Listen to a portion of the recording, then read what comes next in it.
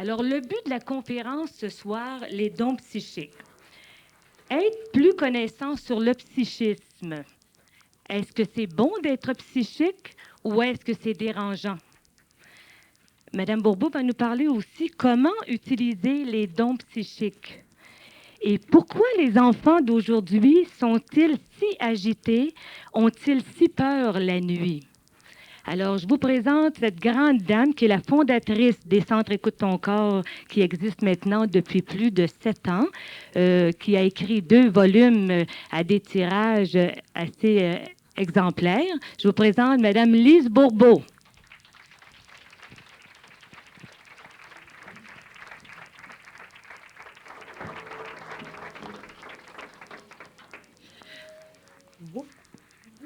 Bonsoir. Ah, ben, je vous ai eu du premier coup, hein? Il y en a des habitués qui commencent à le savoir. Pas besoin de recommencer. J'ai besoin de vous sentir, hein? Bon, je vais m'organiser. Alors, ce soir, on parle d'un sujet assez délicat. Je me suis trouvée un petit peu audacieuse de décider de parler de ce sujet-là.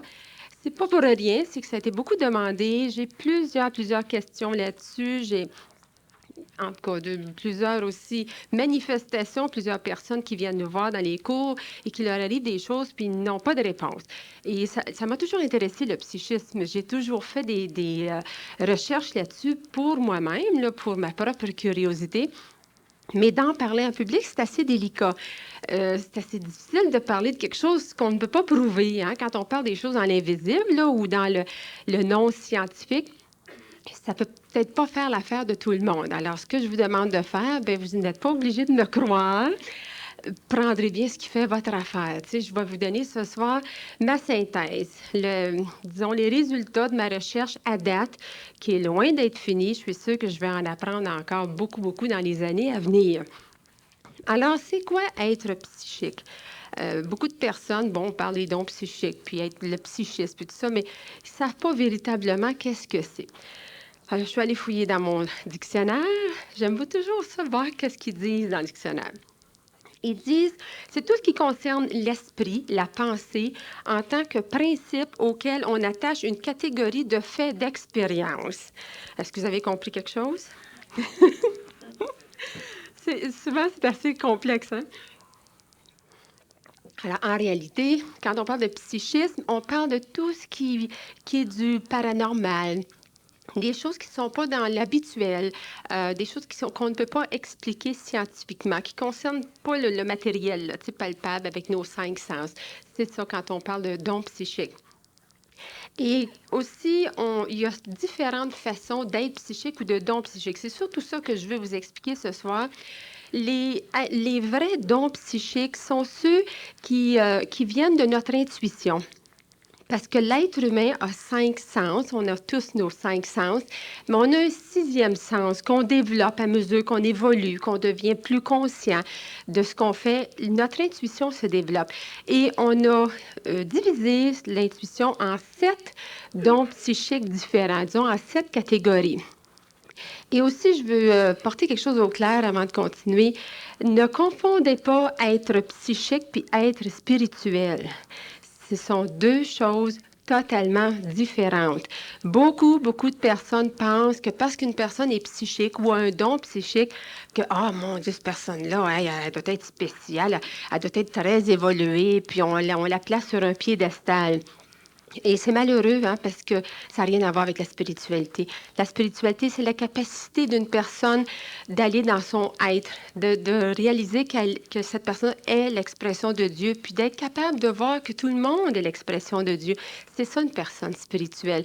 Alors, vous voyez, ça n'a rien à voir avec un don psychique.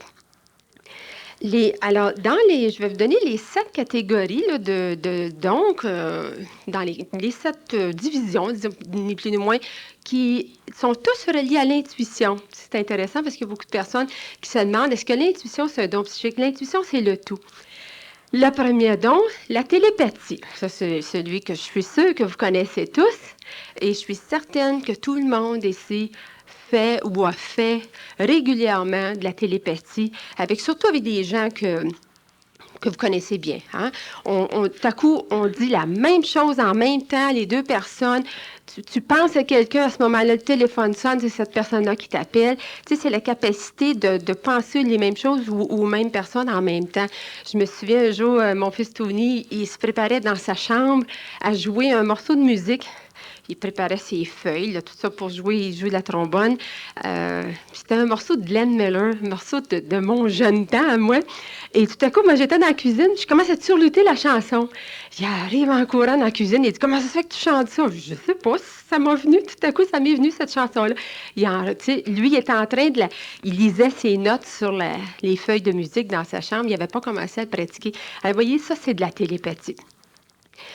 Un autre, c'est de faire quelque chose sans l'aide d'aucun des 5 sens. C'est ça la description de la télépathie. La préconnaissance, ça, c'est la capacité de percevoir l'avenir. Alors, on appelle ça de la préconnaissance. Des personnes qui, toujours juste d'une façon intuitive, là. Je ne parle pas des personnes qui utilisent des boules de cristal et puis toutes ces choses-là. Là. Je parle de tout simplement l'intuition, d'être capable tout à coup de savoir l'avenir de quelqu'un d'autre. Là. C'est de la préconnaissance.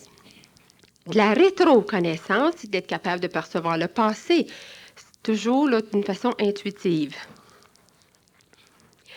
Ensuite, il y a la clairvoyance. Dans la clairvoyance, on peut aussi placer la clairaudience, parce que clairvoyance, au niveau de voir au-delà, la clairaudience, c'est d'entendre au-delà, et la clairsentience, c'est de sentir au-delà de ce qui est là physiquement puis qui serait explicable scientifiquement. Alors, la clairvoyance, c'est de percevoir des situations ou de l'information à distance, sans l'aide de rien ou de personne. Ça pourrait être une personne pour bien être toute seule chez elle, puis tout à coup, elle voit là, comme s'il y avait un film devant elle, un avion qui s'écrase. Puis ça pourrait être en train d'arriver dans un autre pays. En même temps qu'elle le voit, elle le voit avec tous les détails. Ça, c'est vraiment de la clairvoyance. Il y a différentes formes de clairvoyance. De la clairaudience, comme j'ai dit, c'est d'entendre au-delà. On le voit souvent chez les enfants. Le petit bonhomme qui joue avec ses jouets à la maison, puis tout à coup, il dit « Papa s'en vient! » J'ai entendu papa ici. Il court à la porte. Son père n'est même pas encore rendu au coin de la rue. Il a entendu l'auto à 2 rues plus loin, qui a reconnu l'auto de son père. Vous voyez, ça, c'est vraiment d'entendre au-delà. Et la clairsentience, c'est de pouvoir sentir à distance comme ça. Tu peux tout à coup être en train de penser à une personne très fort. Tu peux commencer à avoir mal à quelque part. Puis cette personne-là a mal à cet endroit-là en même temps. Puis peut-être dans une autre pièce ou dans une autre ville même. Ou tu peux sentir la grosse peine d'une autre personne. Tu sais. Souvent, on n'a pas l'occasion de le vérifier. On ne sait même pas que ça nous arrive. Tu sais. On ne le vérifie pas. Mais beaucoup de personnes ont de ces dons-là. Vous faites ces choses-là sans même en être conscient bien souvent. Un autre qu'on appelle l'empathie vibratoire. Ça, ce sont toutes des possibilités qu'on utilise. On dit que c'est la capacité d'accomplir des activités, mais sensorielles. C'est vraiment au niveau des sens, comme, disons, lire l'aura. Ça entre dans cette catégorie-là. Alors, une personne, comme il y en a ici peut-être présentement, qui voit de la couleur autour de moi, alors ça on appelle ça voir l'aura. Les personnes qui font un voyage astral là, d'une façon consciente, là, ils sont conscients d'où ils vont en astral. Aussi comme de la divination. Ce qu'on pourrait appeler divination, c'est de présager quelque chose, quasiment comme deviner. Un exemple, je pourrais donner, j'ai une de mes amies qui, il y a quelques années, je ne me souviens pas ça fait combien d'années, je me souviens qu'elle me racontait qu'elle revenait de Québec, elle est allée en voyage d'affaires avec son patron, puis ils prenaient l'avion tous les deux pour revenir à Montréal. Puis là, elle était à l'aéroport, elle attendait, l'avion partait 1 heure plus tard, puis elle dit à son patron, « Oh, je ne veux pas prendre cet avion-là. » Ben, voyons, qu'est-ce qu'il y a? Je ne le sais pas, je ne veux pas prendre cet avion-là. Je t'ai dit, je me sens pas bien, je n'ai pas le goût de prendre l'avion. Puis lui, il riait d'elle, mais elle insistait tellement. Bon, ben, voyons, on va aller voir s'il n'y a pas une autre avion qui part pour Montréal. Alors, il y en avait une qui partait 15 minutes plus tard avec une autre compagnie. Ils ont annulé leur billet. Ils ont pris le billet avec l'autre compagnie. Là, ils s'en vont sur cet avion-là. Ils sont assis, prêts pour le décollage. L'avion ne décollait pas. Et tout à coup, ils entendent au micro le pilote qui dit: On s'excuse, on ne peut pas décoller parce que l'avion qui est parti 15 minutes avant nous autres vient de s'écraser au bout de la piste d'atterrissage. Vous voyez, sans aucun sens, sans absolument rien. Il y a quelque chose dans d'elle qui lui disait que cet avion-là était pour arriver quelque chose. Alors ça, on appelle ça la divination. Ensuite, il y a la psychométrie, qui est la capacité de toucher quelque chose et sentir sa relation à une personne. Tu sais, on pourrait toucher à un objet et puis on pourrait décrire toute la personne à qui cet objet-là a appartenu, ou de trouver à quel temps cet objet-là a existé ou à quel endroit que ça existait. Alors, si ça représente un certain événement, il y a des gens, là, ils vont juste toucher, puis tout de suite, ils voient comme des images. Alors, ça, c'est de la psychométrie. Je me souviens que quand mon premier livre, quand celui-ci est sorti, le monsieur qui est à Québec Livre, quand on est allé le faire, a demandé à Québec Livre de distribuer notre livre, il s'est assis dans son bureau, un homme à peu près de 70 ans, et puis là, il s'est fermé les yeux, puis il a commencé à toucher le livre, là, puis plusieurs minutes. C'est long, hein, quand 2-3 minutes, là, quand personne ne dit un mot. Puis il flattait le livre, il le touchait. Puis là, tout à coup, il s'ouvre les yeux. Il dit: Moi, ça va être un excellent vendeur. Alors, vous voyez, il avait développé ça, ce don-là, à force de travailler dans les livres. Il pouvait sentir des choses, hein? Alors, c'est de la psychométrie.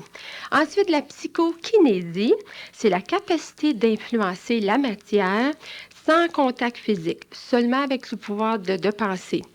Alors, les gens qui font bouger, qui font bouger des tables, des chaises, des gens qui plient des cuillères en deux, des morceaux en métal, sans y toucher. Des gens qui font juste regarder la poignée de la porte, puis sont capables de faire bouger la poignée de porte. Bon. Alors, ce sont des dons. Et ce qui arrive, c'est que, comme je lui ai dit, justement, on appelle ça un don. Puis, un don, ça doit être utilisé pour quelque chose de bénéfique. Hein? C'est la définition d'un don ou d'un talent que je trouve la plus spéciale, c'est celle-ci.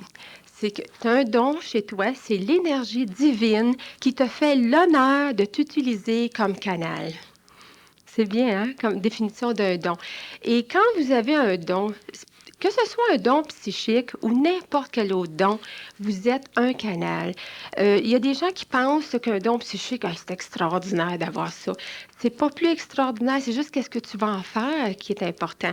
C'est pas plus extraordinaire que l'autre qui a le don de jouer de la musique, l'autre qui a le don de chanter, qui a le don de parler ou d'écrire, ou il y en a qui ont le don d'écouter, il y en a qui ont le don de coiffer, il y en a qui ont le don de faire à manger, faire de la couture. Il y a toutes sortes de dons. Et tous ces dons-là ne sont pas explicables scientifiquement. Une personne, tu ne peux pas expliquer comment ça se fait que tout à coup, là, tu peux être en train de faire de la cuisine. Une personne, elle va lire une recette. La personne qui a vraiment le don pour la cuisine, elle va savoir que non, ça, elle va mettre un petit peu plus d'ingrédients, un petit peu moins de l'autre, elle va ajouter une autre affaire, elle va t'arranger ça, là, puis ça sort quelque chose de merveilleux. D'où c'est venu, elle ne peut pas l'expliquer. Hein? Si tu demandes à cette personne-là, mais comment tu savais, tu sais, qu'il fallait ajouter ci, il fallait ajouter ça, je ne sais pas. On ne peut pas l'expliquer, mais on le sait. Puis vous prenez une personne comme Monique qui vient de chanter. Hein? C'est un grand don. Puis, d'où ça vient? Ça vient certainement d'une autre vie. À 3 ans, elle savait chanter. Il n'y a personne qui lui avait montré encore. Elle savait jouer du piano à 3 ans. Et à 4 ans, elle faisait un spectacle avec Liberace. Alors, c'est assez spécial.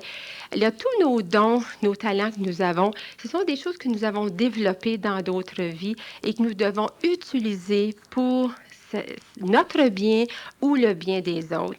Et c'est vraiment un test. Moi, je trouve que bien plus souvent que d'autrement, c'est un gros test ou un obstacle que d'avoir ces dons-là. Parce qu'il y a beaucoup de personnes qui utilisent leurs dons pour devenir orgueilleux, pour impressionner les autres ou avoir le pouvoir sur les autres. Alors, ce n'est plus un don, c'est juste une question de pouvoir.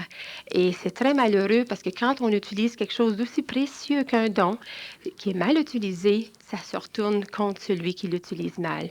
Et je ne sais pas si vous en avez connu, mais j'ai connu, moi, plusieurs personnes qui font de la clairvoyance, qui font des prédictions, qui tirent aux cartes, qui font toutes sortes de choses et qui font plus peur aux gens que d'autres choses.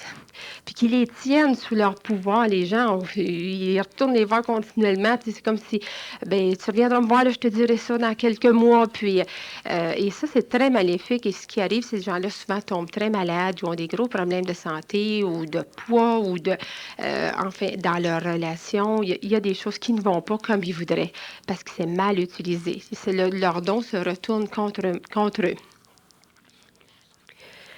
Ce qui arrive aussi, c'est que beaucoup de personnes pensent qu'ils ont un don qui vient de l'intuition. Parce que quand c'est de l'intuition, c'est cette énergie-là ici qu'on utilise.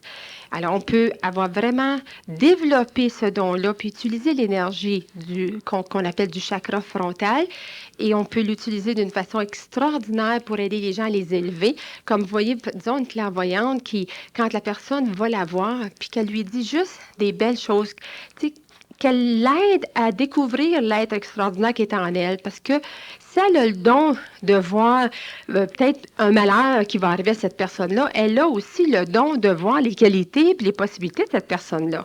Et son devoir, c'est d'utiliser ses dons justement pour aider à développer les gens, à les rendre plus en contact avec toutes leurs grandes possibilités.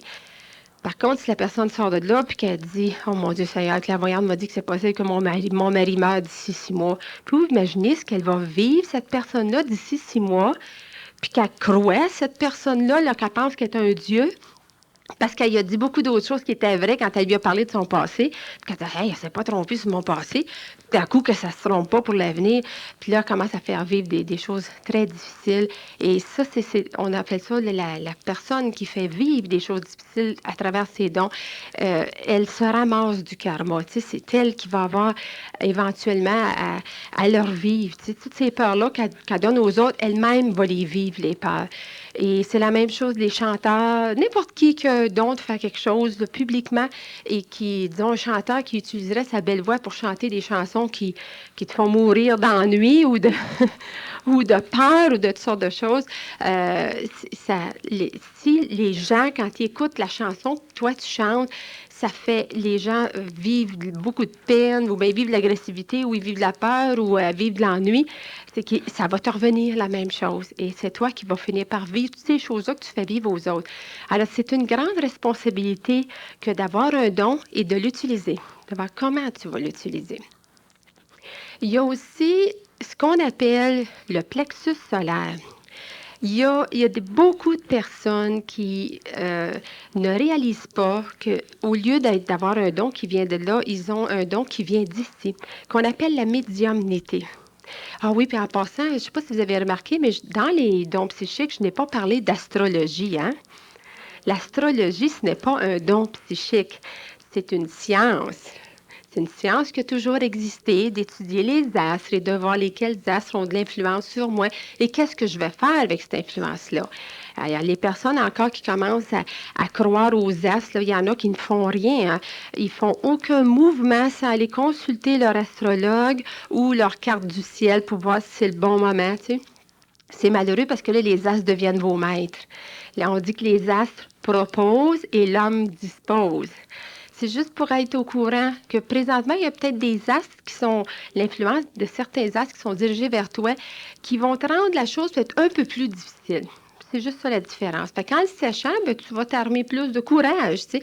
Ça ne veut pas dire de ne plus rien faire, parce que présentement, selon ta carte du ciel, ils ont dit que l'année, disons, 89 serait une année un peu plus difficile pour toi. Ça ne veut pas dire de t'asseoir sur ton derrière puis de rien faire. Tu sais. Et on ne doit pas mélanger un astrologue avec les dons psychiques. Maintenant, la médiumnité. Ça, c'est ce que la plupart des gens sont. La plupart de tous nous autres et des humains présentement sont beaucoup plus médiums que d'autres choses, mais on les mélange ça avec les dons psychiques. Et la médiumnité, je l'ai ici la définition quelque part. La médiumnité, c'est une personne qui est capable de percevoir par des moyens surnaturels les messages des esprits et de servir d'intermédiaire dans la communication entre les vivants et les morts. Alors, une personne médium peut facilement faire l'intermédiaire entre les deux. Mais aussi, ça veut dire qu'une personne médium, c'est une personne qui est très ouverte à ce qui se passe dans l'invisible ou dans le monde astral. Parce que les gens qui sont morts, les entités qui sont mortes, en réalité, ils ne sont pas morts. C'est parce qu'ils vivent maintenant dans une autre dimension qu'on appelle dans la dimension astrale. C'est la seule différence entre ceux qui sont là puis nous autres, c'est qu'on a juste changé de dimension. Hein? Les gens, on devrait enlever ça, ce mot-là, mourir. Tu sais, on quitte notre corps, c'est la seule chose qui nous arrive. Et c'est un peu comme la chenille. Hein? La chenille, quand elle quitte son corps de chenille, est-ce qu'on dirait que la chenille est morte? Non, on dit la chenille est devenue un papillon. Elle a tout simplement changé. Il y a une transition qui s'est faite. Elle a changé de dimension. C'est exactement ce qui arrive quand l'être humain quitte son corps physique. C'est pour vivre dans une autre dimension pendant un bout de temps qu'on appelle la dimension de l'astral. Et les personnes qui sont très médiums ont plus de facilité à être en contact avec cette dimension-là. Et ça, bien souvent, c'est très douloureux ou c'est un gros problème. C'est bien plus un obstacle que d'autres choses. Et les gens pensent qu'ils sont psychiques parce qu'ils perçoivent des choses ou ils entendent des voix ou ils voient des entités, tu sais. Mais ça fait bien plus peur à bien des gens qu'à aider les gens. Et qu'est-ce qui arrive? Pourquoi c'est si fort présentement? Pourquoi il y a tant de gens qui deviennent psychiques, comme on dit, à travers leur plexus solaire? C'est que ici, cette région ici du plexus, c'est la région des émotions, des désirs, des attentes, les passions. À chaque fois là, que ta vie est finie parce que quelqu'un est parti dans ta vie, donc tu viens de briser avec quelqu'un, puis tu penses que tu vas mourir là, parce que l'autre n'est plus là dans ta vie. Ça, ce sont des personnes qui dépendent de quelqu'un d'autre pour leur bonheur et qui vivent des grosses émotions. Et à chaque fois que tu vis des émotions comme ça, tu alimentes l'énergie ici. Et aussi, ce qui alimente l'énergie du plexus solaire, c'est l'intellect. Les personnes qui veulent tout comprendre, puis qui ont besoin d'explications, puis qui veulent vraiment, tu sais, c'est toujours sans arrêt, ils veulent tout comprendre, la moindre petite affaire comme... Il y en a une qui me demande l'autre jour, ben, j'ai une petite verrue ici sur ma main, là, ça veut dire quoi? Je dis, dérange-tu ta verrue? Elle dit non, ben, j'ai dit, tu sais, lâche-la donc tranquille, il y a assez de choses dans cette vie, tu sais, à t'occuper, là. Essaye donc de t'occuper juste des choses qui, pour le moment, sont importantes. Tu sais, il y en a, là, c'est incroyable comment est-ce qu'ils cherchent, ils veulent tout comprendre, puis ils veulent, quand quelqu'un lui dit quelque chose, ils veulent comprendre pourquoi il le dit. Ben, c'est les gens qui croient que aimer, c'est comprendre, puis être aimé, c'est être compris. Tu sais, encore, là, quand on est dans cette énergie-là, c'est qu'on alimente l'énergie du plexus. Et si les 3/4 de vos jours sont occupés à toujours utiliser cette énergie-là, soit désirer quelque chose, attendre quelque chose de quelqu'un d'autre, essayer de comprendre quelque chose, vivre des émotions, c'est toujours cette énergie-là qui travaille.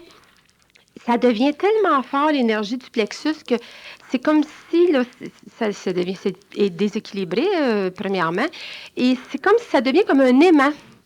Ça attire toutes les choses. Ça devient tellement magnétique autour de vous autres, cette énergie du plexus.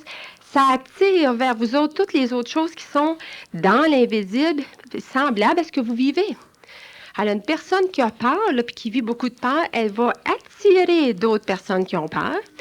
Elle va aussi même attirer des entités qui sont dans l'invisible, puis qui vivent dans la peur.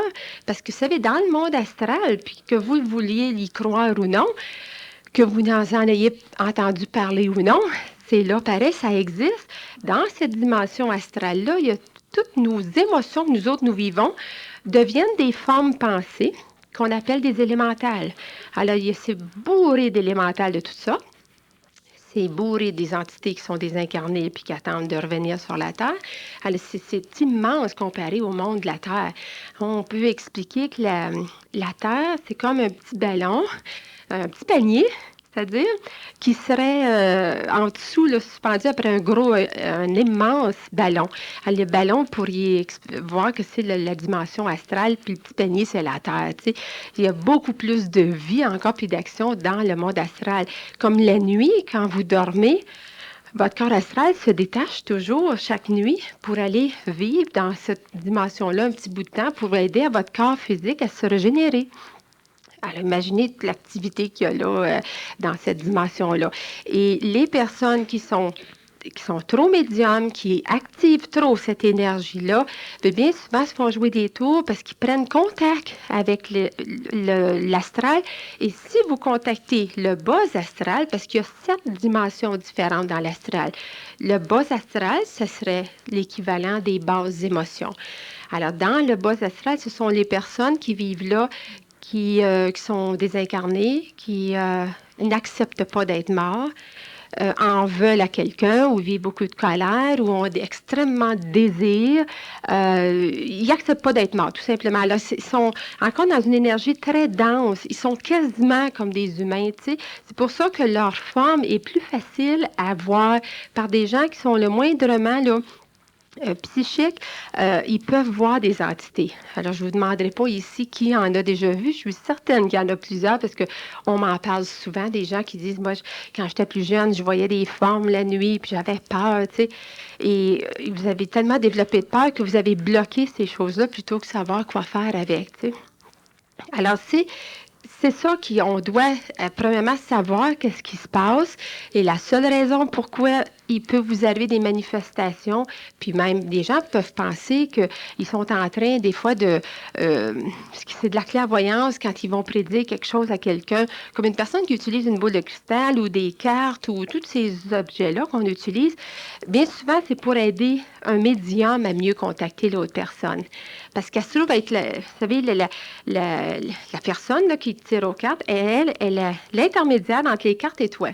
Alors, toi, tu as touché aux cartes, tu les as brassées, fait que sont imprégnées de toi. Puis là, tu regardes les cartes, elle regarde les cartes, fait qu'elle a plus de contact encore avec toi, puis elle va seulement te dire des choses qu'elle capte dans ton corps émotionnel. Alors, elle va te dire les choses qui sont là dans ton corps émotionnel, qui est le corps de désir. Et elle va juste te dire ce que tu vas entendre. Puis elle va te parler de tes peurs, puis elle va te parler de tes maladies, puis elle va te parler de tes désirs, puis elle va peut-être dire moi, je vois un déménagement futur. Je dis, oh, cool, Annie, tu vas déménager. Dans le fond, ça, tu voulais déménager, tu sais. Et il y a des choses, des fois, qu'on n'est même pas conscient, qu'on veut. C'est encore à l'état inconscient, mais cette personne-là peut nous aider à devenir conscient de ça. Alors, vous voyez, ce n'est pas de la clairvoyance. La clairvoyance, c'est vraiment sans aucun outil. C'est tout simplement ça, on le sait. C'est comme parfois, quelqu'un vous parle, puis elle vous raconte quelque chose, une histoire qui a l'air bien plausible, là. Puis vous autres, en dedans, ça dit, c'est pas vrai ce qu'elle me dit. Est-ce que ça vous est déjà arrivé? Mais comment, vous ne pouvez pas expliquer comment vous le savez. Vous le savez, c'est là, puis on est toutes mal, hein, parce que là, notre intuition, notre clairvoyance, nous dit la première chose, là, c'est pas vrai ce que j'entends. T'entends des mots, mais t'entends au-delà de ça. Tu sais, c'est ça aussi la clairaudience. T'entends d'autres choses derrière ça. Tu sais pas trop encore c'est quoi, parce que tu vas après à développer ça, mais ça te le dit très fort. Et là, 3 secondes après, l'intellect prend le dessus. Fait que là, tu pars de cette énergie-là, tu descends ici. L'intellect prend le dessus et dit, ben oui, donc, tu fais des accrocs, ça a l'air vrai, qu'est-ce qu'il a dit? Ben arrête donc de la juger. Ben là, c'est du jugement ce que tu fais là. Puis là, on commence à se parler, puis à tout de suite là, arrêter notre intuition parce qu'on essaie d'analyser notre intuition. Et on l'étouffe, notre intuition, à travers ça. Et l'intellect reprend le dessus encore, on essaie de comprendre, mais on ne peut pas comprendre. Quand c'est un vrai don psychique, là, c'est là, puis c'est comme ça. Et il n'y a pas d'émotion là-dedans, il n'y a pas de... C'est tout simplement, on l'observe, la chose telle qu'elle arrive. Tandis que les personnes qui travaillent à travers leur plexus solaire, c'est ceux qui vont embarquer dans les émotions de tout le monde, hein, ils vont facilement vivre les émotions des autres et sont souvent vidés d'énergie. Alors, une personne qui va tirer 3 ou 4 personnes aux cartes ou à travers sa boule de cristal, ou quel que soit le moyen qu'elle utilise, bien souvent, à la fin de la soirée, va se sentir vidée d'énergie. Bien oui, parce qu'elle travaille à travers son plexus. Quand c'est de la clairvoyance pure, c'est tellement pur que ça ne enlève pas d'énergie à personne. J'ai fait une synthèse du portrait type de la personne qui a le plexus solaire trop activé, qui est portée à être très médium. Alors, ça je l'ai dit, personne qui veut tout comprendre, une personne pour qui les connaissances sont très importantes. Alors, ça, c'est ce que j'appelle des preneurs de cours. Il y a des gens qui ils vont prendre tous les cours qui existent à Montréal et aux environs, lisent tous les livres qui existent, mais ils ne font rien avec. Nous autres, on les reconnaît tout de suite par ceux qui viennent ici, puis qu'on leur demande s'ils ont fait les travaux, parce qu'on se donne les travaux à faire, ils disent « Ah, je n'ai pas eu le temps. » Alors ça, c'est des preneurs de cours. Vous voyez? Parce que si tu prends un cours puis tu ne veux pas aller voir qu'est-ce que toi, ça te fait avec ça, puis comment ça peut t'améliorer dans ta vie, c'est juste au niveau des connaissances. Alors, ça alimente ton intellect. Alors, j'en connais beaucoup de personnes, moi, qui en connaissent beaucoup de choses. Mais là, ils arrivent à la maison puis ils vivent une grosse émotion, ils ne savent pas quoi faire avec. Hein, l'important, c'est comment je vis mes petits problèmes de tous les jours. Est-ce que je suis capable de faire quelque chose avec? Est-ce que je suis capable d'être bien, même s'il m'arrive des choses que je n'aime pas? Parce que la personne qui travaille, qui est toujours dans cette énergie-là ici, aussitôt que ça ne va pas à son goût dans sa vie, là, c'est de la colère, ou tu sais, une petite crise, ou ça va pas, elle va tout faire, elle va manipuler tout le monde autour pour essayer de changer les autres, pour avoir ce qu'elle veut. Ça, c'est d'alimenter cette énergie-là. Alors, ce sont des personnes qui ont beaucoup de désirs, qui ont beaucoup d'attentes des autres personnes aussi. OK, qui veulent tout comprendre, qui veulent avoir de la connaissance, des personnes dépendantes nécessairement, sont dépendantes d'autres personnes pour être bien. Alors, en étant dépendants d'autres personnes, les médiums sont très portés à manger du sucre. Ils sont des grands mangeurs de sucre ou d'alcool ou de médicaments ou de drogue. Parce que c'est une façon quasiment de s'endormir. C'est comme si on voudrait arrêter de capter les émotions de tout le monde. Parce que c'est tellement activé, ça ici, qui capte tout ce qu'il y a dans l'invisible. Et personne rentre dans un centre d'achat, puis elle commence à se sentir mal. Alors, on le voit, c'est très typique chez les agoraphobes. L'agoraphobie, c'est tout simplement ça. C'est une personne qui a son plexus solaire est beaucoup trop activé et qui a une énergie du tonnerre là, qui se dégage d'elle, puis qui va capter les peurs, l'agressivité, les colères de tout le monde qui sont autour d'elle. Tu sais, c'est bien beau, là, capter tout ce qui arrive autour de nous autres, mais on dirait qu'ils captent de plus en plus des choses qui ne sont pas bénéfiques. Pourquoi? Parce qu'on va surtout capter des choses qui nous appartiennent. Et de là, l'importance de faire votre propre processus personnel avant de pouvoir même travailler avec ces énergies-là. Parce que si tu as encore des rancunes envers ton père, ta mère ou quelqu'un, ou ton ancien patron, ou je ne sais pas qui, tu as encore des rancunes en dedans de toi. Si tu es une personne qui est très médium, là, qui a le plexus très activé, tu vas être la première à capter les rancunes de tout le monde quand tu vas rentrer n'importe où. Les gens qui ont des pensées de vengeance ou qui en veulent, là, tu vas les recevoir. Fait que c'est douloureux, ça, en plus d'avoir la tienne, ta rancune, tu captes celle des autres. Et les personnes, dans n'importe quoi, si tu as des grosses peurs, c'est ça chez l'agoraphobe, c'est la peur.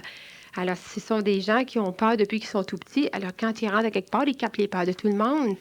Et une personne qui a de la haine, c'est la même chose, elle va capter la haine. D'autres, c'est de l'agressivité. Alors, quand toi, tu finis par régler tes affaires, puis que tu finis par faire monter ça ici au niveau du cœur, tu commences à apprendre à aimer, mais c'est là, ça va être de moins en moins douloureux. Tu vas plutôt capter l'amour qu'il va y avoir autour de toi. Alors là, maintenant, ton psychisme ou ta grande énergie de psychisme va commencer à porter fruit parce qu'elle va t'aider plutôt que de te nuire.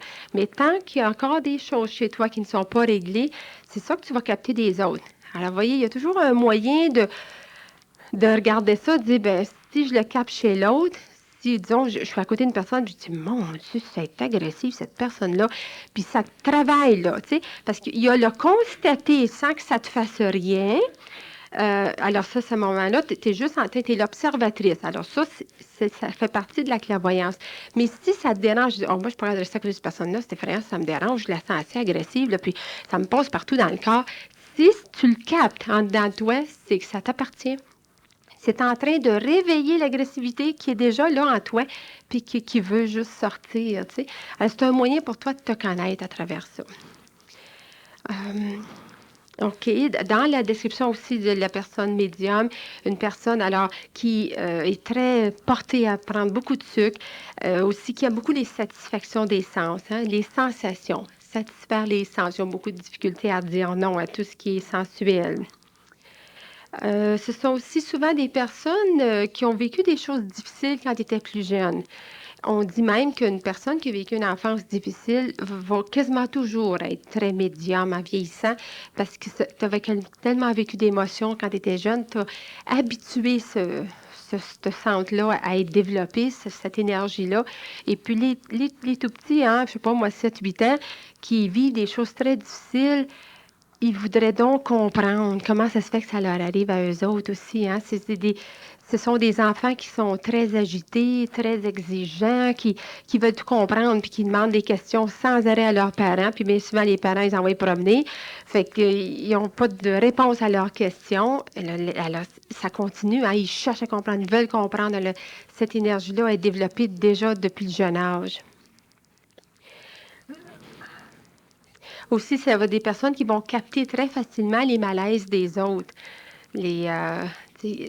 Juste en contact avec les autres personnes, ils vont le capter.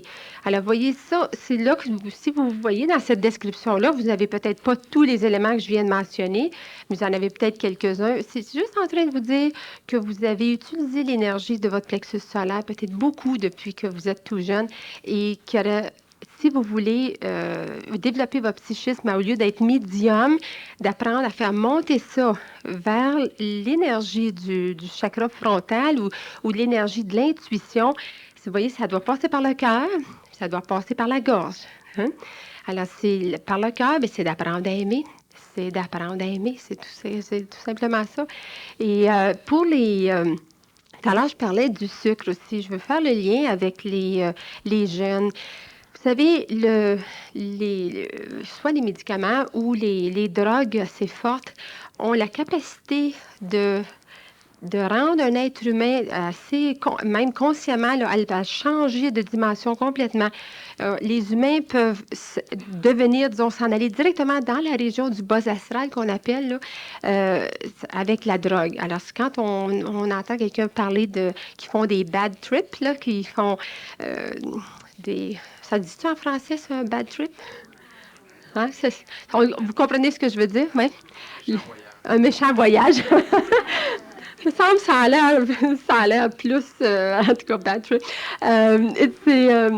Ces gens-là, là, ils ont des visions effrayantes de ce qui se passe. Hein? Puis même, disons, j'ai vu un petit article dans le guide ressources qui expliquait ce qui se passe dans la dimension de l'astral ou la dimension on peut appeler ça la dimension du bas mental. Je pense que ça vaut le coup de vous le lire. Je me suis dit, si j'ai le temps, je vais leur lire. Où est-ce que j'ai mis ça? OK. Un voyageur égaré arriva au paradis et tomba endormi sous un arbre à souhait. Alors là, on peut imaginer qu'il est rendu dans l'astral, hein? Il est au paradis. Au réveil, il se rendit compte qu'il avait faim. J'aimerais bien mettre quelque chose sous la dent, dit-il. Immédiatement, un plat de nourriture délicieuse apparut par miracle. Il était si affamé qu'il ne fit pas attention à l'origine de son festin. Il mangea. Puis, il regarda autour de lui. Il se sentait satisfait. « Ah, si j'avais quelque chose à boire, dit-il. » Apparut aussitôt une bouteille du meilleur vin. Assis sous l'arbre à souhait du paradis, repu et joyeux, bercé par la brise, le voyageur s'interrogea. Qu'est-ce qui peut bien se passer? Est-ce que je rêve ou bien serait-ce des fantômes qui me jouent des tours? Alors des fantômes apparurent. Ils étaient féroces, horribles, affreux. Il se mit à trembler et, emporté par ses pensées, il se dit « Ça y est, ils vont me tuer. » Et les fantômes le tuèrent. Alors, vous voyez, c'est très bien expliqué. Hein? On dit le mental inférieur ou l'énergie du plexus est un arbre à souhait. Tout ce que nous pensons se réalise tôt ou tard.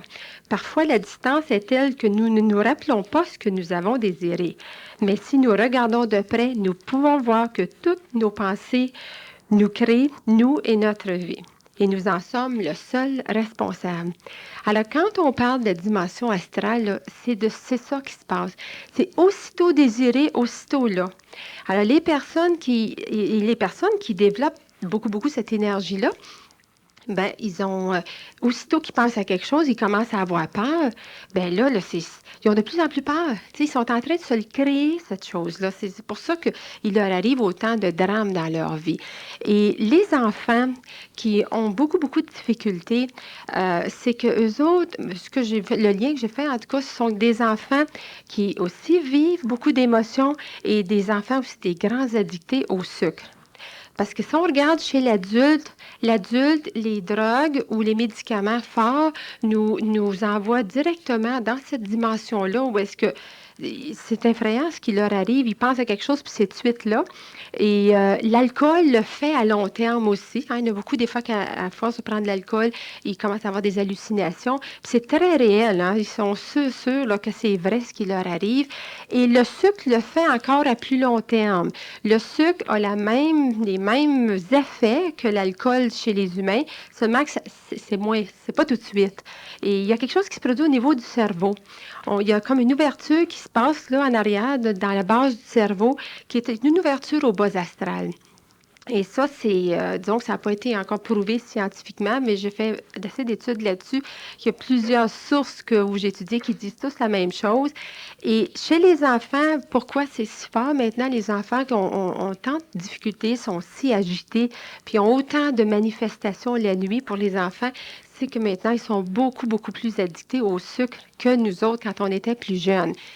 Imaginez comme un adulte peut prendre peut-être 2, 3 verres d'alcool, puis si on donnait la même quantité d'alcool à un enfant de 6 ans, qu'est-ce que vous pensez qui arriverait?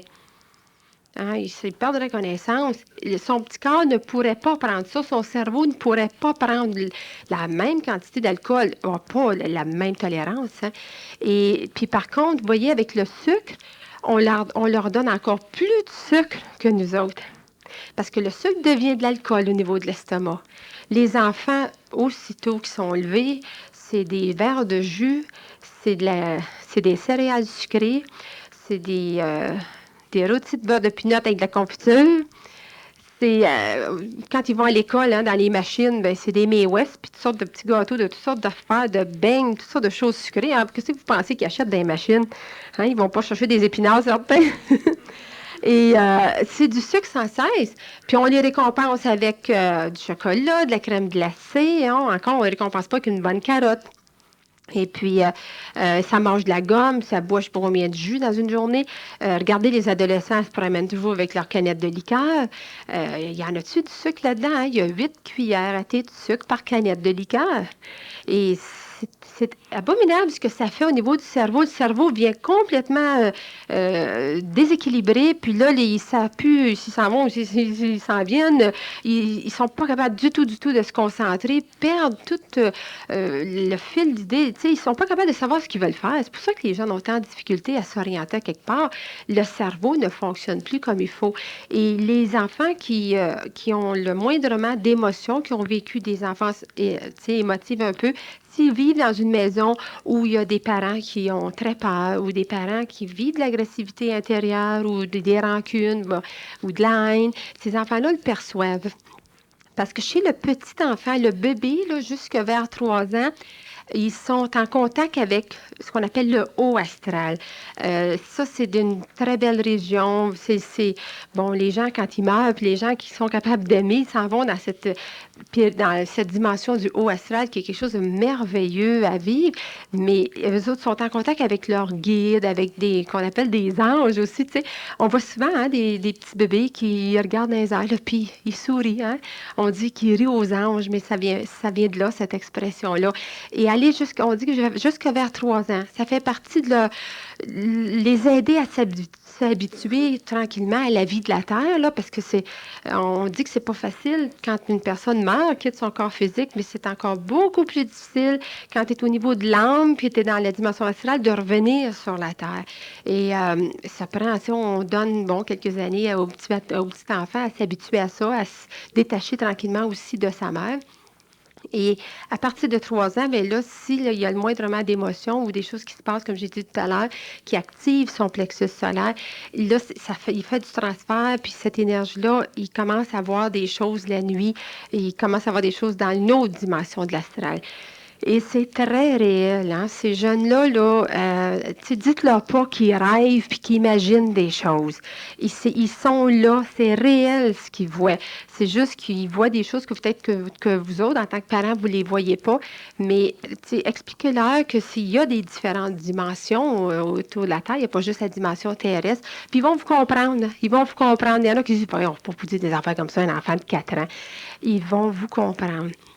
Et puis, expliquez-leur que c'est réel et puis qu'ils n'ont pas besoin d'avoir peur, par contre, parce ils se font arriver des présences, peut-être la nuit, mais des présences qui sont comme eux autres. Fait que si cet enfant il a peur, il va se faire arriver peut-être une présence qui veut y faire peur.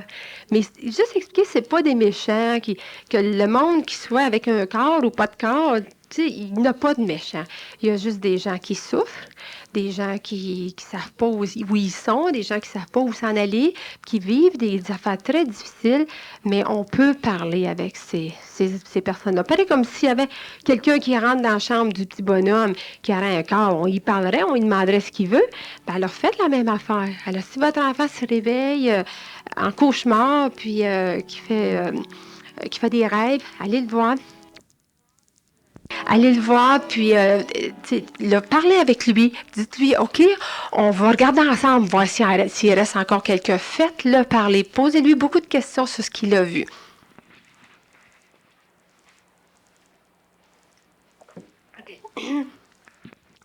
Alors là, quand il va se sentir accepté, le petit enfant, là, ça va faire oh mon Dieu, je suis pas en train de devenir fou. Parce que ça, c'est la chose qu'on a le plus peur. Je suis sûre que les personnes ici là, qui ont eu des manifestations quand elles étaient plus jeunes, vous savez de quoi je parle. Vous aviez peur d'en parler, vous aviez peur de passer pour quelqu'un qui est fou, ben pas tout là. Et puis, juste lui dire, c'est bien correct. Bon. Puis là, vous parlez avec le plus là, on regarde en dessous du lit. Puis, on fait tout le processus avec le petit enfant. Puis, on dit, bon, tu vois, ils sont plus là, ils sont partis. Et tu le fais parler. Puis, demande-lui, leur as-tu parlé? Leur as-tu demandé ce qu'ils voulaient? Bon, la prochaine fois, s'ils reviennent, demande-leur ce qu'ils veulent. Puis parle-leur, demande-leur leur nom. Puis, parce que si tu as peur, là, tu vas attirer des gens qui ont du plaisir à faire peur aux autres. Alors, c'est juste de lui expliquer qu'est-ce qui se passe, parce que graduellement, l'enfant, s'il arrête d'avoir peur, puis qu'il commence à maîtriser ça davantage, ça va arrêter. Et définitivement, lui expliquer que le fait qu'il mange beaucoup de sucre, ça aide pas du tout. C'est la raison pour laquelle c'est si actif la nuit, parce que son cerveau est plus capable d'en prendre, tu sais. Et je suis assurée, sans même avoir vérifié avec vos enfants là, qui sont agités, parce que ça fait assez longtemps que je travaille avec des parents qui ont des enfants agités. Je suis assurée que c'est des enfants qui mangent beaucoup de sucre. Puis, vous savez, c'est pas tout le monde qui a la même tolérance aussi. Peut-être que vous avez un enfant qui en mange autant que l'autre, mais il y en a un qui a plus de tolérance. Son corps peut en prendre plus. On le voit par les effets si l'enfant n'a pas la tolérance. Regardez-le aussi, est-ce qu'il a les yeux cernés, l'enfant? Déjà, ça montre que son corps n'a plus de tolérance pour le sucre. Et lui expliquer encore tout ça, là, que les seuls sucres que son corps a vraiment besoin, c'est peut-être 2 ou 3 fruits par jour. Puis vous savez, dans les sucres qui sont pas bénéfiques, il n'y a pas seulement des desserts, puis des beignes, puis du jus, puis de la liqueur. Il y a aussi le spaghetti, les pâtes blanches, le pain blanc, toutes ces choses-là. Je l'ai expliqué davantage dans la conférence sur le sucre. Là, si vous voulez en savoir plus, c'est tout expliqué là-dedans. Puis expliquer ce que ça fait à son corps. Vous pouvez lui faire écouter à l'enfant la cassette sur le sucre, puis il va comprendre davantage. Puis lui demander si lui, il veut faire quelque chose. C'est sa vie, c'est son corps, puis vous ne pouvez pas le forcer. Ce que vous pouvez faire en tant que parent, c'est arrêter d'acheter du junk food. Ça, déjà, vous avez une possibilité de faire quelque chose pour l'aider, tu sais. Mais, tu sais, commencer à acheter des choses différentes. Mais par contre, si lui prend son argent de poche puis il court chez le dépanneur s'acheter des tablettes de chocolat, on peut tout de même pas l'attacher. Dis, ben c'est ton corps. Est-ce que tu veux continuer là, à vivre des choses difficiles? Je vais juste expliquer, moi, qu'est-ce qui se passe maintenant. C'est à toi de le faire. Et c'est sûr, en tant que parent, si vous pouvez donner l'exemple, ça sera encore mieux. Parce que la plupart des parents qui ont des enfants addictés au sucre, où est-ce qu'ils ont appris ça, à devenir addictés au sucre? C'est parce que les parents en mangent beaucoup. Et moi, ça fait combien de fois que je dis aux parents, mais c'est qui achète tous ces gâteaux-là? Puis c'est bien, non, ben, c'est moi. Mais j'ai dit, si tu veux pas qu'ils en mangent autant, là, j'ai dit, pourquoi qu'il y a 3 ou 4 sortes de biscuits toujours chez toi, puis des beignes, puis du gâteau, puis tout ça? Ben, j'aime ça, moi aussi. Alors, c'est ça, tu sais. Alors, si vous autres, en tant que parent, vous n'êtes pas capable d'arrêter d'en manger, vous allez mourir, vous n'en achetez pas. Expliquez-le à l'enfant aussi. Dites-lui, je sais que moi aussi, j'en mange du sucre et je ne suis pas capable d'arrêter présentement. Ça fait partie de ce que je suis présentement. Parce que c'est pas mieux non plus si se dire, bon, ben là, il faut. Hein, vous savez ce qui arrive, hein, ceux qui ont pris les cours, puis quand on dit, il faut plus que je mange de sucre, là, on en devient obsédé. Et vous pouvez l'expliquer à l'enfant que vous autres aussi, vous voulez éventuellement arriver à en manger moins, et parce que ça va être plus facile pour l'enfant d'arrêter, parce que ça fait moins d'années qu'il est addicté, lui. Vous autres, ça fait 30 ans que vous êtes addicté au sucre, puis lui, ça fait 5 ans, mais c'est sûr que ça va être plus facile pour le petit enfant. Et demandez si vous pourriez vous aider entre les deux, là, comment on pourrait faire pour s'aider tous les deux à en manger moins de sucre. Sans se taper sa tête parce que vous en mangez, tu sais, mais y aller graduellement. Puis déjà, il va y avoir comme une complicité entre vous autres, puis il va se sentir accepté, il ne se sentira pas jugé parce qu'il est agité, parce que tous ces enfants-là qui sont addictés au sucre sont tellement agités, c'est le genre d'enfants qu'on voudrait planter dans le mur, là, comme je dis en bon québécois. Puis les parents deviennent tellement intolérants, puis à l'école, c'est la même chose, les professeurs, ils tombent sur les nerfs de tout le monde, alors ils se sentent rejetés, plus ils se sentent rejetés, plus ils vivent d'émotions, plus ils mangent de sucre, plus l'énergie du plexus est développée, puis plus il y aura des cauchemars la nuit. Vous voyez le cercle vicieux.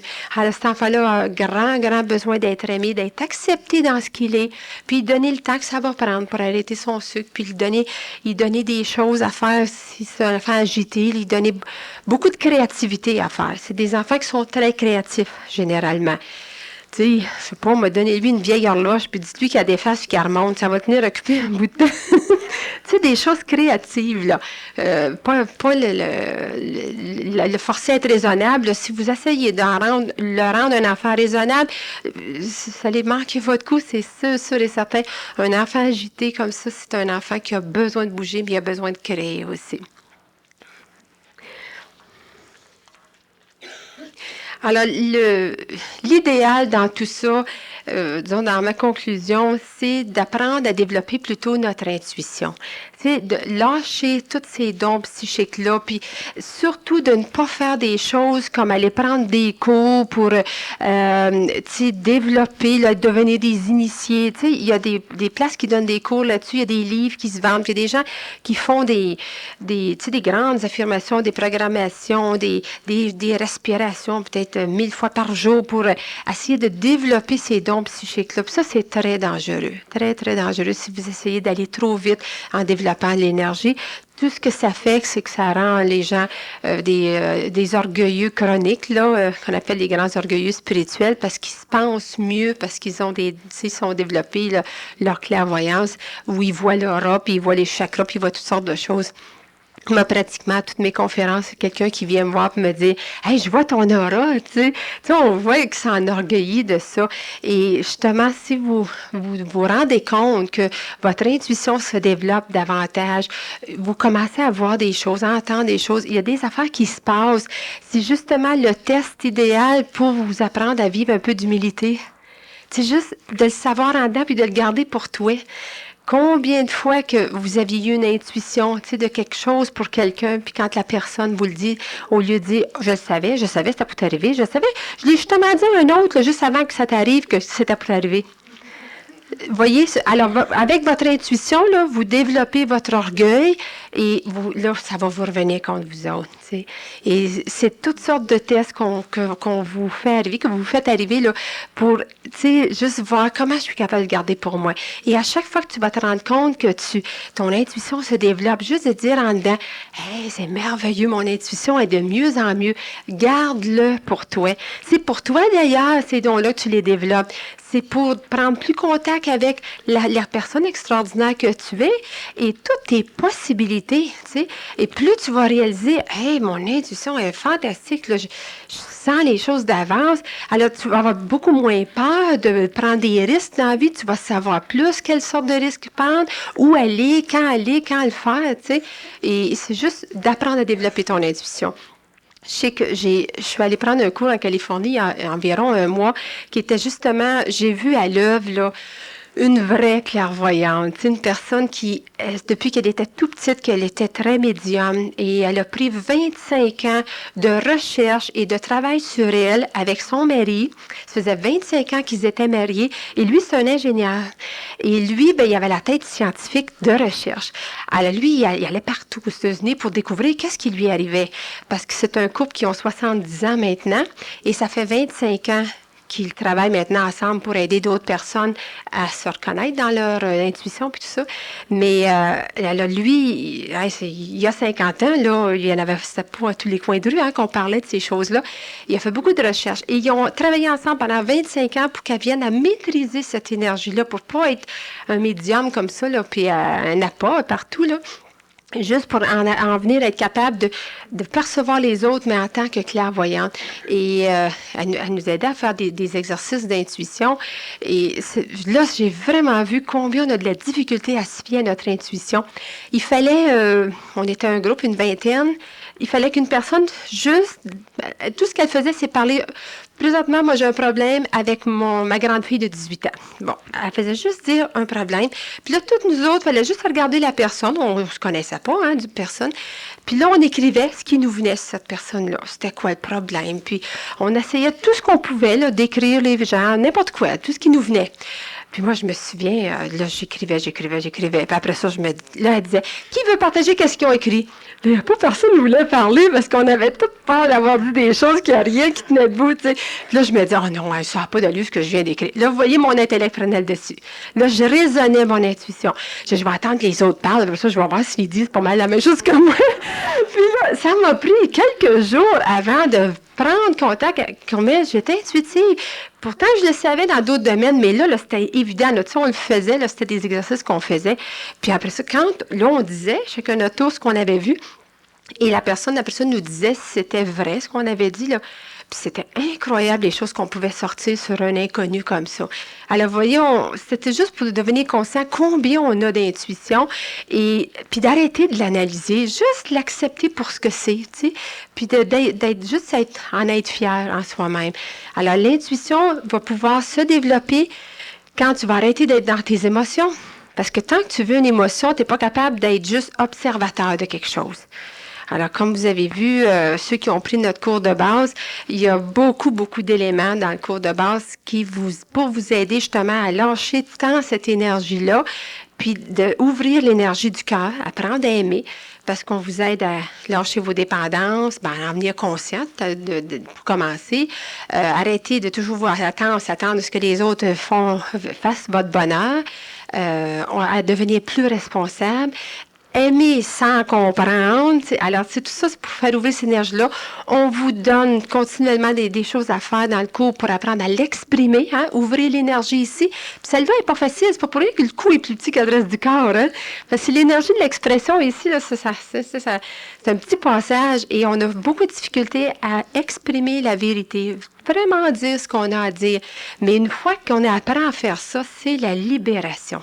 Il y a quelque chose qui se passe, l'énergie monte. Puis là, ce que vous étiez avant, toutes les personnes qui se voient ici comme étant des personnes très médiums, il y a une espèce de grand magnétisme autour de vous autres, mais qui est dégagé par votre plexus solaire. En le faisant monter, vous allez avoir une capacité d'aimer énorme. Vous allez avoir une grande énergie. Puis vous savez que quand cette énergie-là va monter au cœur, c'est l'énergie de guérison. Alors, vous allez pouvoir utiliser cette énergie-là pour guérir les gens. Juste par votre présence, votre toucher, votre regard va être assez pour guérir une personne physiquement ou émotionnellement ou mentalement. Vous allez avoir le don de dire une parole, puis la personne, elle va dire « Oh, mon Dieu, que ça m'a fait du bien ce que tu m'as dit. » Puis tout de suite, là, c'est son angoisse qu'elle avait mentale semble partir. Bien, c'est de la guérison mentale, ça. Si vous aidez une personne à lâcher ses émotions, c'est une guérison émotionnelle. Alors, ça, c'est le grand pouvoir de l'amour. Puis ensuite, bien, en montant, là, vos dons vont se développer davantage et tout va être plus clair pour vous autres. Parce qu'ici, c'est la vision intérieure. Hein, c'est pour ça que quand on dit que des personnes qui deviennent clairvoyants ou qui développent leur don grâce à leur pureté intérieure, ça, c'est vraiment le grand but à atteindre. Parce que tout va être tellement pur, vous ne deviendrez pas des orgueilleux chroniques avec ça, mais vous allez savoir quoi dire, quand le dire, comment aider d'autres personnes, et tout va être beaucoup plus facile pour vous autres aussi. Alors, pour savoir quand c'est votre intuition, vous le savez quand... des fois, on a l'impression qu'on est en train de penser. C'est très semblable à penser. Vous allez regarder une personne, vous avez l'impression d'être en train de penser sur cette personne-là, mais c'est votre intuition qui vous parle. Si on a de la difficulté au début à savoir c'est quoi au juste parce qu'on n'est pas été habitué à la développer, notre intuition. Mais comment vous allez savoir aussi, c'est qu'il n'y a pas d'émotion. Vous êtes un observateur, tu sais. Vous constatez des choses sur les autres personnes. Aussi, un moyen pour élever cette énergie-là, c'est d'être plus en contact avec votre pouvoir. Parce que les personnes qui ont beaucoup d'attentes, ce que je décrivais tout à l'heure, des gens qui ont des désirs puis qui attendent tout ce que viennent de l'extérieur, c'est que ce sont des personnes qui ne sont pas en contact avec leur pouvoir intérieur, ton pouvoir de créer ta vie. Alors, c'est pour ça que tu attends tant de choses des autres. Et c'est bien important de prendre contact que toi, tu peux créer tout ce que tu veux dans ta vie. Tu n'es pas obligé toujours d'attendre après Pierre Jean-Jacques. Et il y a quelque chose qui va se développer. Ça va vous aider énormément. Et de ne pas oublier que vous êtes ici sur la Terre pour une chose seulement. On a tous la même mission. On a la mission d'apprendre à se connaître. D'apprendre à se connaître davantage pour découvrir qui nous sommes véritablement, pour être de plus en plus en contact avec notre essence divine, puis de découvrir que tout ce qui existe sur la Terre, c'est la manifestation, c'est l'expression de Dieu aussi, puis d'arrêter de vouloir changer tout le monde, puis de les critiquer, et à la place de voir le beau dans chaque personne. Et ça, vous pouvez le faire sans même être clairvoyant. C'est quelque chose, apprenez à développer ça, puis vous allez voir, le reste se fait tout seul. Toutes ces choses-là, ces grands dons-là, puis vous allez découvrir d'autres dons que vous avez aussi, même pour faire des choses dans votre vie de tous les jours, vous allez être surpris de découvrir tout ce qui est en dedans de vous autres, encore votre grand potentiel, quand vous allez la lâcher, cette énergie-là ici. Là, je vous remercie beaucoup.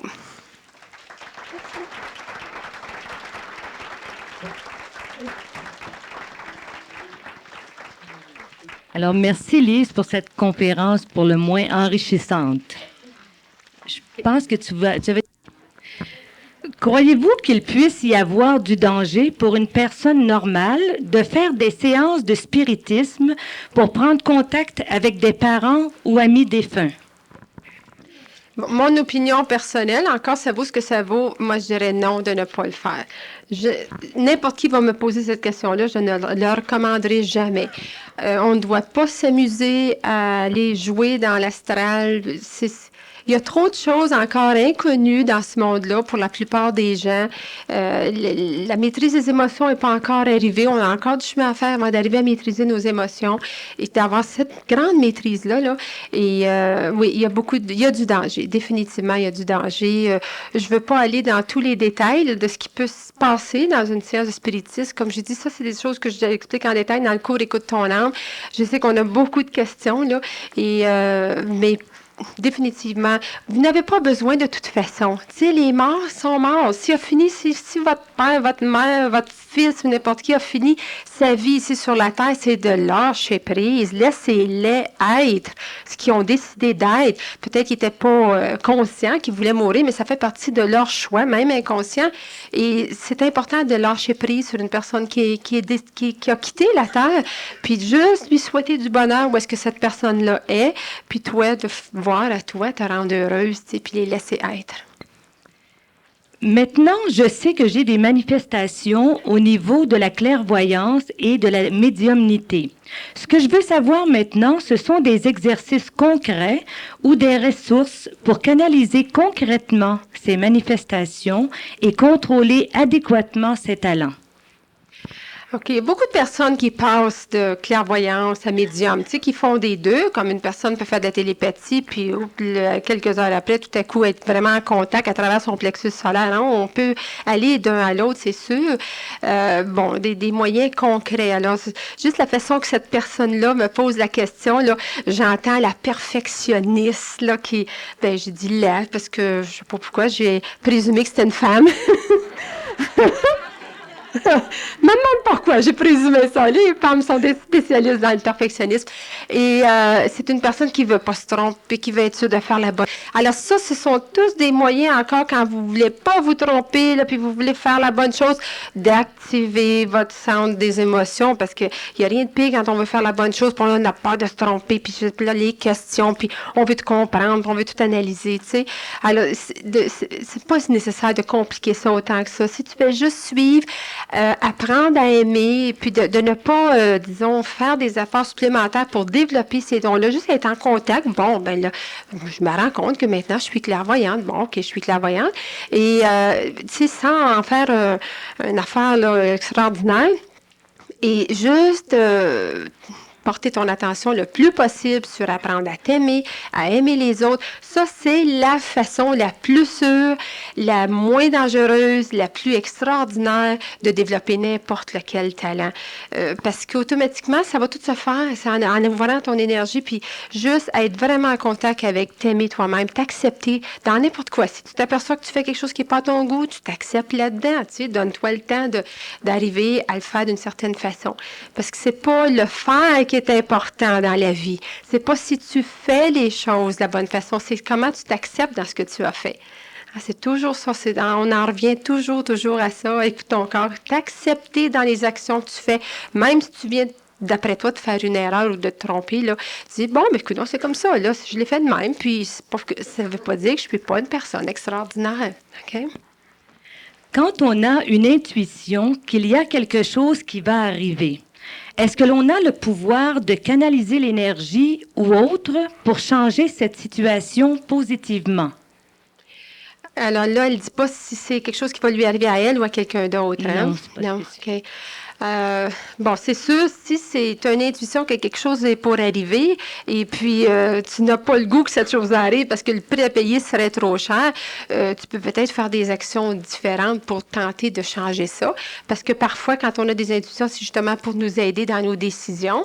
Mais si ça concerne quelqu'un d'autre, on ne peut pas commencer à canaliser nos énergies, par faire des programmations, puis toutes sortes de travail là, mental pour affecter la vie des autres. C'est juste, tu peux le dire à une autre personne, j'ai une intuition de telle affaire, je fais juste te le partager.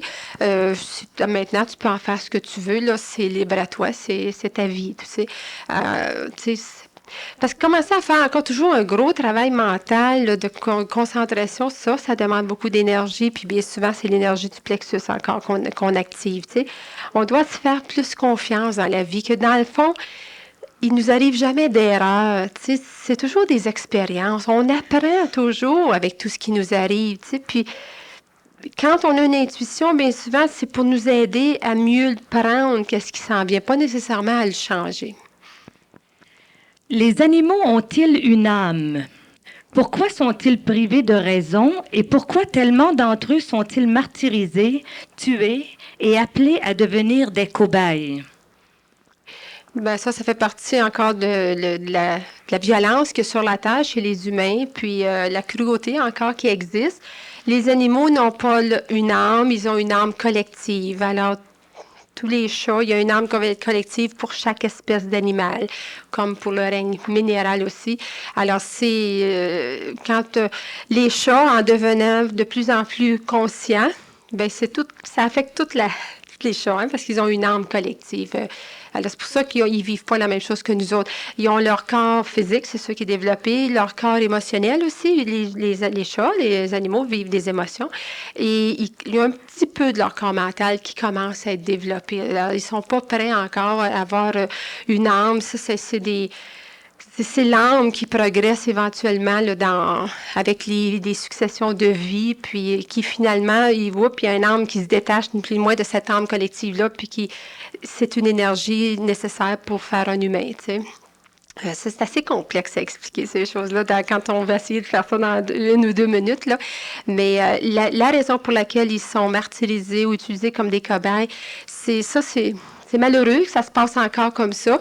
Mais tant que l'être humain va vivre de la violence en dedans de nous autres, tant qu'on va vouloir s'entretuer ou se venger un et l'autre. Puis tant qu'on va tuer des animaux pour les manger ou se vêtir ou faire des expériences avec, c'est bien sûr qu'il va y avoir de la guerre sur la Terre, puis il va y avoir des problèmes sur la Terre. Quand on va arriver à vivre en paix avec tout ça, et plutôt à montrer, l'être humain, notre rôle, c'est d'enseigner aux animaux comment c'est merveilleux d'aimer, pour que les animaux aient le goût, à un moment donné, d'évoluer pour évoluer à avoir leur propre âme pour apprendre à aimer sur la terre. C'est ça qu'on est venu faire ici. C'est ça qu'on devrait faire avec les animaux ou juste les utiliser pour nous aider dans notre travail, comme, disons, un cheval qui va tirer une brouette, mais pas les tuer. Définitivement, ils sont pas ici pour être tués par les humains. Est-ce que les rêves sont des voyages du corps astral dans les dimensions astrales? Et ça continue, les cauchemars seraient des voyages au bas astral. C'est ça. Alors, quand on se souvient de nos rêves, c'est que dans les... pendant qu'on dormait, c'est qu'on était dans une dimension qu'on appelle de astrale. Alors que, là, je vous parle d'une théorie, celle qui fait mon affaire, là, parce que comme je dis, j'en ai étudié beaucoup de théories. Et quand on se couche et puis qu'on ne se souvient pas de nos rêves, là, on passe une bonne nuit puis on a l'impression qu'on n'a pas rêvé. Ben, on rêve, mais c'est qu'on ne s'en souvient pas. Si on a un sommeil beaucoup plus en profondeur, on dit qu'on va dans une dimension encore plus haute, qu'on appelle la dimension causale. Et c'est très énergisant. Vous avez dû le remarquer que quand vous réveillez, là, vous avez des nuits en particulier, là, quand vous avez l'impression que vous avez dormi beaucoup, beaucoup plus d'heures. Mais en général, plus souvent qu'autrement, la nuit, on se promène dans les dimensions astrales. Et beaucoup de ce qu'on appelle des rêves, il y a des rêves qui sont effectivement des rêves, c'est juste une façon de laisser s'échapper des stress de la journée, là, surplus là, de choses que vous avez vécues. Mais en grande majorité, c'est ce qui se passait dans ce que vous avez fait dans le monde astral quand votre corps astral se dégage la nuit, se détache de votre corps physique.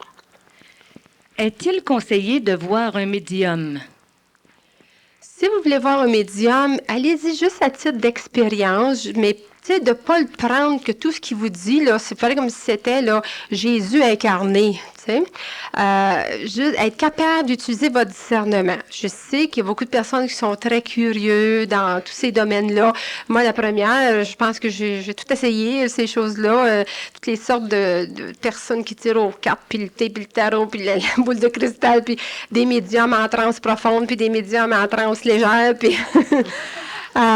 mais, tu sais, c'est d'être capable juste de les regarder, là, puis on prend ce qui vient, parce que le médium en transe profonde, c'est celui qui fait comme Edgar Cayce, là, qui est couché sur un fauteuil, puis que là, il à travers des exercices de respiration, puis ça, n'importe qui, à peu près 3/4 de la salle ici, avec quelques cours de 4-5 cours, pourriez devenir des médiums à transe profonde. C'est juste une technique qu'on apprend. Avec l'effort de respiration, c'est comme si il baisse ses vibrations de son corps là, très, très, très basses, comme s'il ne respire plus. Puis là, il laisse une autre entité le pénétrer, passer à travers lui pour venir nous parler. Alors, cette personne-là qui est couchée sur une chaise ne se souvient plus de ce qui s'est dit pendant qu'il est en transe profonde. Normalement, il y a assez d'énergie pour durer à peu près 1 heure. Alors, tu prépares des questions d'avance. C'est tout enregistré sur cassette. Je suis sûre qu'il y en a plusieurs qui sont allés en voir ici. Et alors, qui est-ce qui nous répond? C'est ça qu'on ne sait pas. C'est qui cette entité-là qui s'appelle qui que ce soit, là, qui passe à travers ce médium-là, qui vient te répondre? T'sais, alors, on ne le sait jamais. C'est-tu quelqu'un qui est en train de nous jouer des tours? On ne peut pas le savoir. Ce n'est pas vérifiable. Alors, quand si vous allez voir un médium, là, vérifiez ici au niveau du cœur, là, comment vous vous sentez. Là. Est-ce que tu te sens une énergie spéciale? Est-ce que tu te sens élevé? Quand tu sors de là, est-ce que tu as l'impression que tu vas soulever des montagnes tellement que cette personne-là t'a aidé à prendre contact avec ton pouvoir, puis tu te sens très élevé, alors ça veut dire que cette personne-là a été très bénéfique pour toi. Parce qu'il y en a des bons médiums, puis il y en a des bons clairvoyants, dans toutes sortes de cas. Tu sais, comme j'ai une clairvoyante que je connais qui nous appelle un jour ici à Côte-ton-Corps, parce qu'on était quelques personnes, on est allé la voir. C'était après vous savez, la fameuse inondation qu'il y a eu à Montréal. À peu près un mois après, un appel ici. Puis elle dit, là, ma frère a envoyé un message, dis à Lise qu'elle avertisse tout le monde dans ses cours, puis tout le monde qu'elle peut voir, mardi prochain, telle date, là, que personne ne sorte de leur maison parce qu'il va y avoir une autre inondation encore plus grosse. Puis là, ça va être effrayant ce qui va arriver. Puis là, j'ai tout vu ça, c'est clair, clair, clair. Je dis, voyez-vous la peur? Imaginez là, si j'avais dit ça, moi, à 100 puis 200 personnes dans ma semaine, là, parce qu'elle prévoyait ça pour une semaine plus tard. Puis ces 200 personnes-là l'ont dit à peut-être, je sais pas, peut-être 1000 personnes en tout. Tout ce monde-là aurait vécu de la peur effrayante pendant une semaine.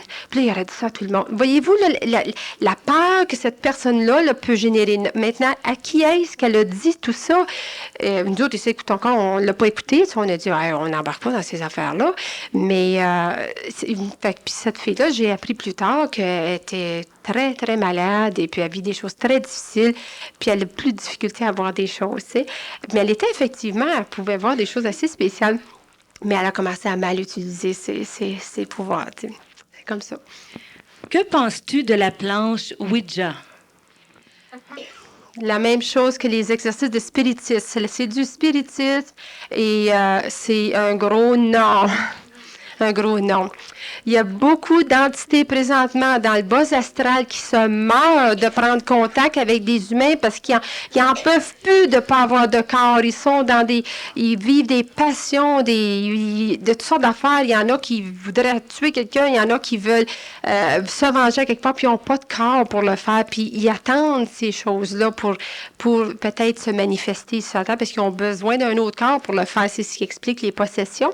Et les gens qui jouent avec ces choses-là, tu sais, si vous ne savez pas dans quoi vous vous embarquez, vous pourriez des fois peut-être embarquer un petit peu trop loin. Alors, c'est pas nécessaire. Vous n'avez pas besoin de ça pour apprendre à vous aimer. Souvent, lorsque je me retrouve seule dans la noirceur, une peur m'envahit et je ne me sens plus seule. On dirait qu'il y a d'autres personnes dans la même pièce que moi.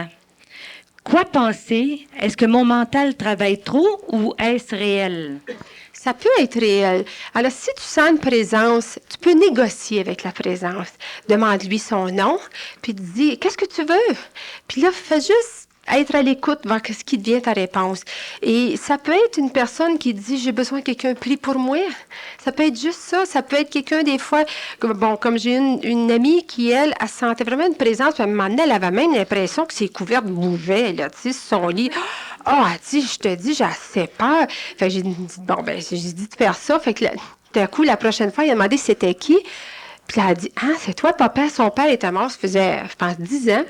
Et puis, c'était son père. C'est ça qui est venu, que c'était son père. Puis ça, c'était un homme qui était très violent. Il avait battu tous les enfants. C'était un alcoolique. Puis quand il est mort, tout le monde disait, bon débarras. Il est enfin, il est mort, il va être plus heureux, puis il va nous rendre tout heureux. Tu sais, puis tout le monde y voulait. Personne ne l'avait accepté comme être humain parce qu'il était tellement difficile à accepter. Et tout ce qu'il voulait, il a demandé ce qu'il voulait, puis il disait, je veux juste être pardonné par tout le monde. C'est ça qu'il a demandé. Puis lui, ça le libère dans où est-ce qu'il est. Et là, elle dit, mon Dieu, comment je vais dire ça? Mes frères et sœurs, puis ma mère, ils sont 6 enfants. Elle dit, ils vont dire, je suis en train de venir folle. Fait que je lui dis, dis-leur que tu as rêvé ça, que ça s'est passé la nuit, tu as l'impression de l'avoir vu, tu ne sais pas si c'est un rêve ou c'est vrai, puis qui t'a demandé ça, puis ils en feront ce qu'ils voudront. Et c'est ce qu'elle a fait. Elle leur a passé le message comme ça, s'il n'y a plus jamais rien eu dans sa chambre, tu sais. Et parce qu'elle, c'est une personne qui est très médium, tu sais, facilement, je veux dire, elle capte les émotions de tout le monde facilement. Alors, il savait que ça passerait peut-être à travers elle. Alors, vous pouvez négocier avec ces présences-là. Surtout ne pas avoir peur. Tu sais, moi, si n'importe qui ici de vous autres rentrait dans ma chambre la nuit, tu sais, c'est ça sur le coup. Mon Dieu que c'est ça, tu sais, mais après ça, là, parce que si vous avez peur, là, vous embarquez dans des choses encore beaucoup plus difficiles. Puis de savoir qu'est-ce que cette présence-là veut de toi, puis juste à faire parler. Puis si c'est juste... Tu comprends pas le message, juste lui dire, sais-tu quoi, moi, je te dérange pas dans ton monde, là, veux-tu me laisser dormir, tu sais? Juste prendre une entente, là, tu sais, négocier avec la personne, parce que ça peut arriver. Et puis, une chose aussi que j'ai oublié de mentionner tout à l'heure pour les jeunes enfants, là, Puis même pour les personnes qui sont des présences, ce qui aide énormément, c'est une chandelle allumée. Comme ceux-là ici, là, ça dure une semaine. C'est très recommandé, là, parce que le feu a la propriété de calmer, calmer les énergies. Et c'est très bon dans une chambre d'enfant, un enfant qui a peur ou qui rêve souvent la nuit. Alors, le feu, la flamme d'une chandelle ou de l'encens, ces deux choses-là ont cette propriété-là de chasser des fois soit des mauvaises pensées ou des choses comme ça ou des entités. C'est pas pour rien que les églises savent tout ça, ces choses-là. C'est pas pour rien qu'ils ont toujours de l'encens et des lampions. A-t-on un ange gardien? Quelle est sa fonction? Et puis-je le contacter?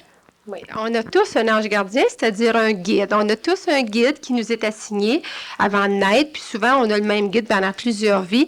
Et tout au long de notre vie, on en a d'autres guides, dépendant de ce qu'on fait. On a des guides le temps qu'on fait nos études, après ça, on a des guides des fois dans notre travail, on a des guides dans notre vie sociale. Et on peut avoir 2, 3 guides facilement, mais on en a un qui est là toujours avec nous autres, qui nous est assigné toute notre vie.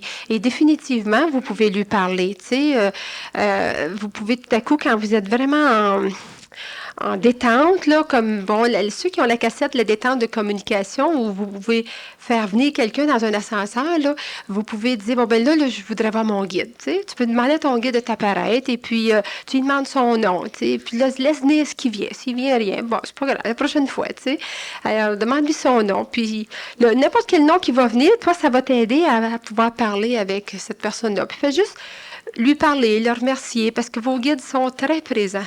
Il y a beaucoup de choses qui nous aident, nos guides, puis qu'on ne sait même pas parce qu'on n'est pas encore assez conscient. Tu sais. Ça, c'est toutes des choses qui vont venir tranquillement. Tu sais, mais forcez pas les choses. Graduellement, vous allez le sentir. Vous allez sentir que vous avez une protection autour de vous autres.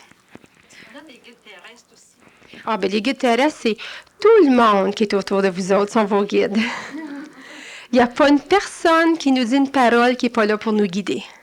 C'est ça. Ça, c'est une des grandes choses qu'on enseigne à écouter encore. Comment utiliser tes enfants, ton conjoint, ton patron, tes voisins, comme guide, plutôt que vouloir changer tout le monde, là. Comment les utiliser? Comment eux autres peuvent te guider dans ta vie, tu sais? Peut-on donner ou recevoir un don?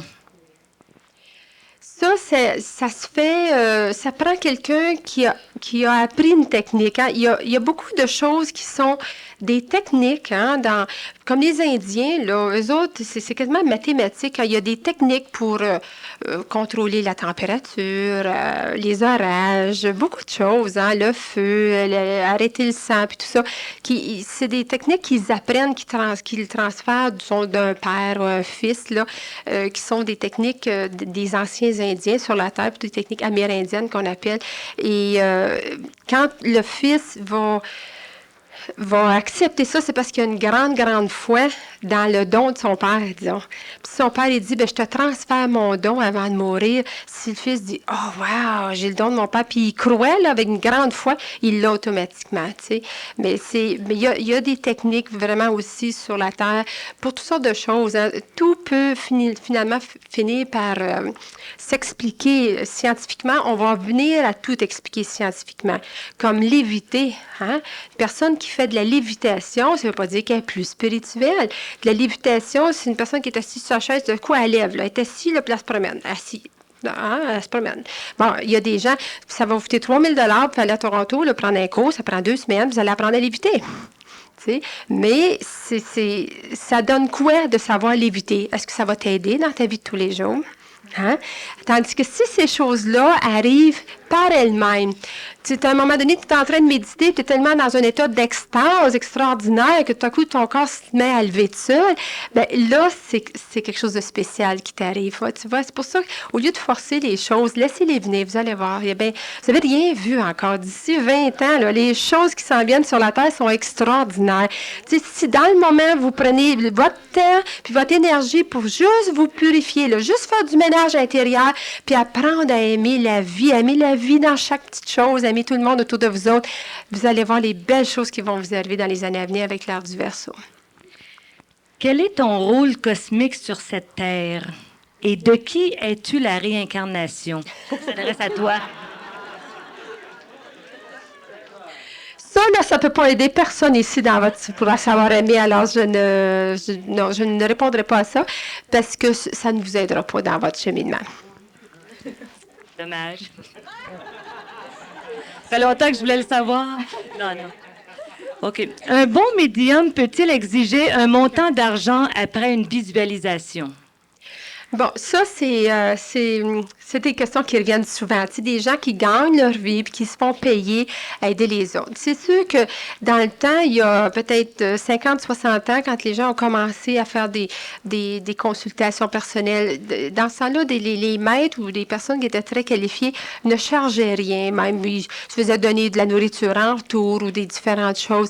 Mais maintenant, avec la vie de tous les jours, rendu en 1989, on dit que les gens peuvent charger s'ils ont des dépenses qui leur viennent de ce qu'ils font. Alors, si une personne, disons, elle est clairvoyante, bon, elle veut aider les gens, puis elle fait vraiment son métier avec beaucoup d'amour, elle aide vraiment les gens, mais elle a un petit local qu'elle paye, puis elle a un téléphone à payer, puis elle a quelqu'un qui prend ses messages par téléphone, bien, elle doit regarder, ses dépenses, et puis, elle, combien ça lui coûte pour vivre, puis arriver à payer ces choses-là.